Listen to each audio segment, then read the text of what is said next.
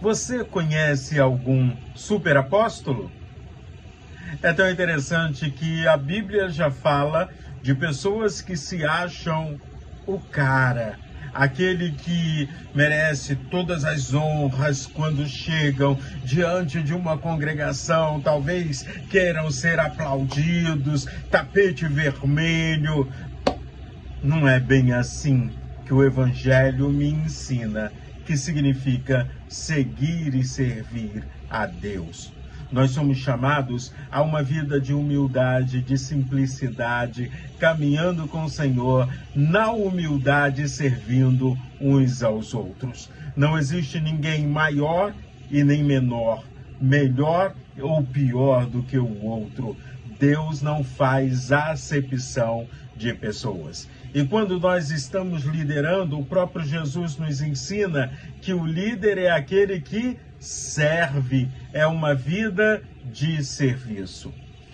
A igreja em Corinto, que nós continuamos falando sobre ela, vivia um problema sério de partidarismo. Alguns achavam que determinadas pessoas eram melhores do que as outras como líder, então haviam facções dentro da igreja. Eu prefiro usar a palavra facção do que divisão, porque divisão não é uma palavra forte como facção. Por quê? Porque na facção, uma facção quer fazer o quê? Destruir a outra. Na divisão, cada um segue o seu caminho.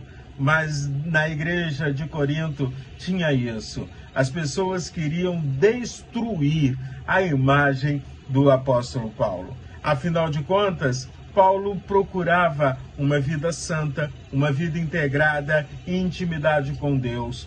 Paulo não pediu o seu sustento daquela igreja. Pelo contrário, ele trabalhava com as suas próprias mãos e ele era fazedor de tendas e ele vivia essa experiência. Aí, na cultura grega, um bom professor era reconhecido pelo preço que ele cobrava dos seus alunos. E Paulo não cobrava nada. De graça recebeis, de graças dá. Era essa a visão que Paulo tinha a respeito do seu compromisso com o Senhor. Ele era sustentado em alguns momentos por algumas igrejas, mas no dia a dia, de maneira geral, ele era um fazedor de tendas, ou seja, ele trabalhava para o seu sustento. Vamos ler 2 Coríntios, capítulo de número 11, versículos de 3 a 6, que diz assim: Temo que assim como a serpente com a sua astúcia enganou Eva, assim também a mente de vocês seja corrompida e se afaste da simplicidade e pureza devidas a Cristo. Pois, se vem alguém que prega outro Jesus, diferente daquele que nós pregamos, ou se vocês aceitam um espírito diferente daquele que já receberam, ou um evangelho diferente do que já aceitaram, vocês toleram isso muito bem, porque suponho em nada ter sido inferior a esses superapóstolos. E embora seja fraco no falar, não sou no conhecimento.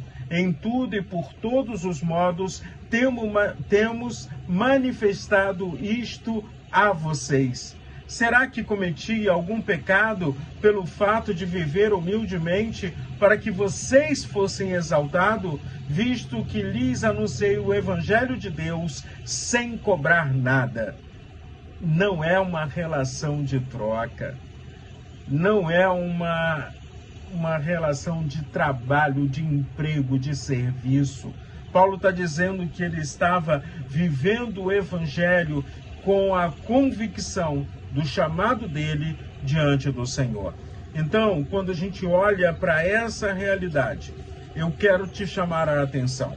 Primeiro, se alguém está pregando um evangelho diferente, não é de Jesus. Vá para a Bíblia, vá para a palavra do Senhor e veja quem é esse Jesus, o Cristo, o Senhor, o Salvador, como Jesus viveu e como ele espera que nós também estejamos vivendo. Além de tudo isso, quando a gente olha para a visão do Evangelho do Senhor Jesus Cristo, não podemos, não devemos tolerar nenhum tipo de idolatria, nenhum tipo de distorção da palavra do Senhor. Existem pessoas hoje idolatrando seus líderes. Não, o Senhor, somente a Ele, toda honra e toda glória em Cristo Jesus. Que Deus abençoe o seu dia.